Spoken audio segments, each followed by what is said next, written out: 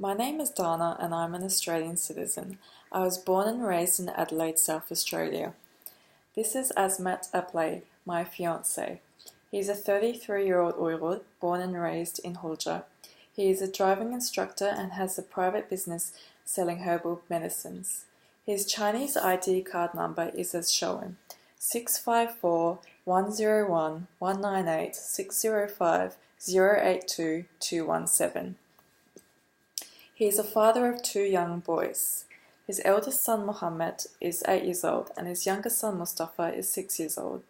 As well as having sole custody of his sons, whom he has raised himself since they were toddlers, he was also a full-time carer to his father, who suffered from a heart condition.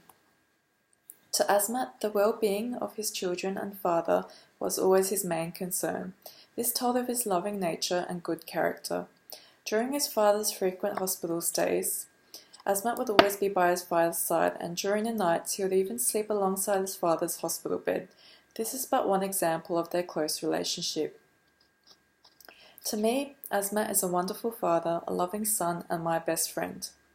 What struck me was how much his sons adored him. His younger son Mustafa would cry during the night when he realised his father wasn't sleeping beside him. And I can't help but think of those tears knowing their father isn't in a concentration camp. I still recall the children's laughter as they played with their father. In October 2017, Asmat was detained by the Chinese authorities and sent to one of the many concentration camps. Asmat had not broken any laws nor committed any crimes. He was a law-abiding citizen. He was detained on the basis of being a young Uyghur male. I was in Hulja at the time. However, shortly after he was detained, it was time for me to return back to Australia. I was forewarned by Asmat that he would be sent to the concentration camps, but it did not prepare me for what I had to endure in the coming months. 2 months after he was detained, in December 2017, his father Ablay passed away, knowing his son was in a concentration camp. Through indirect connections, I was told Asmat was released for a period of 3 days to attend his father's funeral. At this point, I didn't know of Mohammed and Mustafa's whereabouts or of their well-being, but I knew this family were no longer together. I had lost contact with Asmat for a total of 20 months.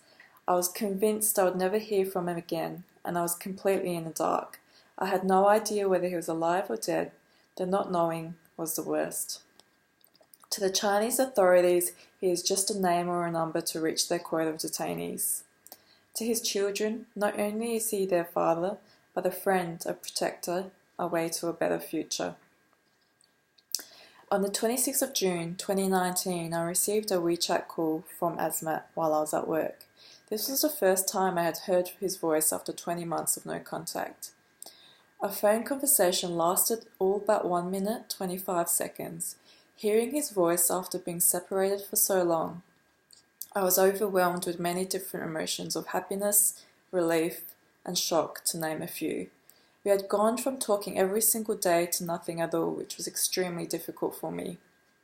He called me again 9 days later on the 5th of July 2019.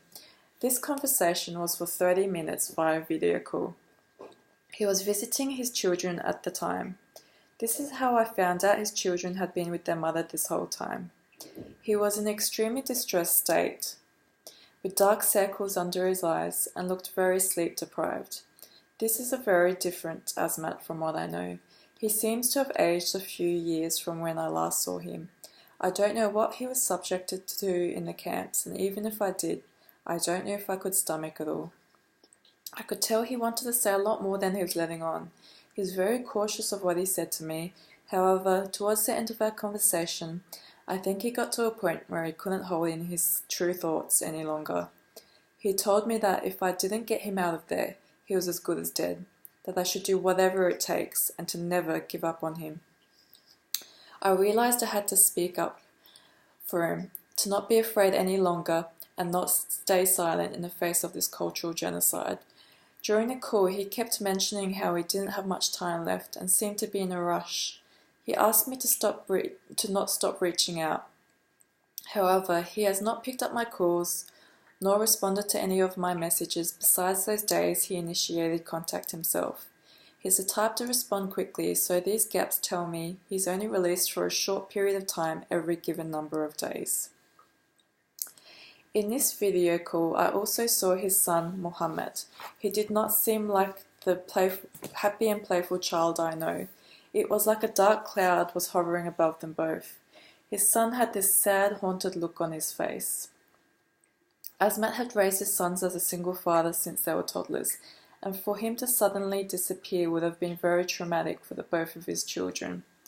They weren't attending school either. At the time Asmat was detained, they were both attending preschool, and they hadn't been back since.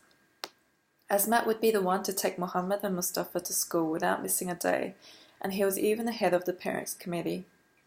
Mohammed and Mustafa are now spending their days at home, playing with the neighbourhood children, who are also suffering from a trauma of losing their parents. I can speak out for Asmat, but what about the millions of Turkic ethnic minorities in concentration camps, where they are subjected to physical and psychological torture that we'll never know of? I'm Dana, and this is the end of my testimony.